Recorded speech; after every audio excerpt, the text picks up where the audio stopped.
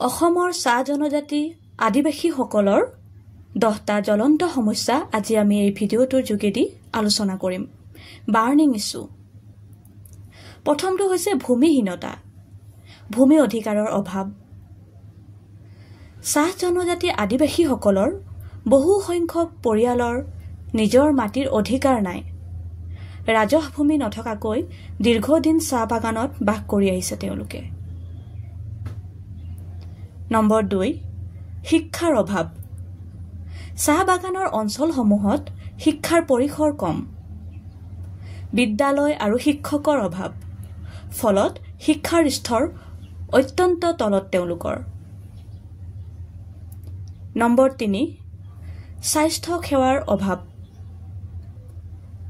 বাগানৰ চিকিৎসালয়ত প্ৰয়োজনীয় চিকিৎসক, ঔষধ আৰু সুবিধা নথকাৰ ফলত জনগণ মৌলিক স্বাস্থ্য সেৱাৰ পৰা তেওঁলোক বঞ্চিত। 4 নম্বৰ, নিম্ন মজুৰি। চাহ শ্ৰমিকসকলৰ দৰমহা অতি কম, যাৰ বাবে জীৱন যাপন তেওঁলোকৰ কঠিন হৈ পৰিছে। নম্বৰ 5, মাতৃ মৃত্যু আৰু শিশু মৃত্যুৰ হাৰ। অপুষ্টি, চিকিৎসাৰ অভাৱ আৰু দৰিদ্ৰৰ বাবে মাতৃ মৃত্যু আৰু শিশুৰ হাৰ উচ্চ দেখিবলৈ পোৱা গৈছে। নম্বৰ 6, বেকাৰী সমস্যা। চাহ বাগানৰ বাহিৰে উপাৰ্জনৰ সুযোগ কম। বহু যুৱক বেকাৰ হৈ আছে, অৰ্থাৎ এনেই পৰি থাকে। নম্বৰ 7, মাদকাসক্তি আৰু সামাজিক অসুখ।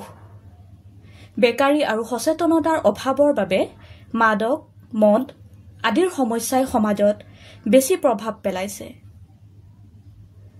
নম্বৰ 8, ৰাজনৈতিক প্ৰতিনিধিত্বৰ অভাৱ। চাহ জনজাতি আদিবাসীসকলক ৰাজনৈতিকভাৱে সঠিক প্ৰতিনিধিত্ব নোপোৱাৰ বাবে নিজৰ দাবী আগবঢ়াই নিয়াটো তেওঁলোকৰ বাবে খুব কষ্টকৰ। নম্বৰ 9, সংস্কৃতি আৰু পৰিচয় সংকট। আদিবাসী ভাষা, নৃত্য, সংগীত সংস্কৃতি লাহে লাহে বিলুপ্তিৰ দিশে গৈ আছে। নম্বৰ 10, স্থায়ী বাসস্থান আৰু উন্নয়ন প্ৰকল্পৰ অভাৱ।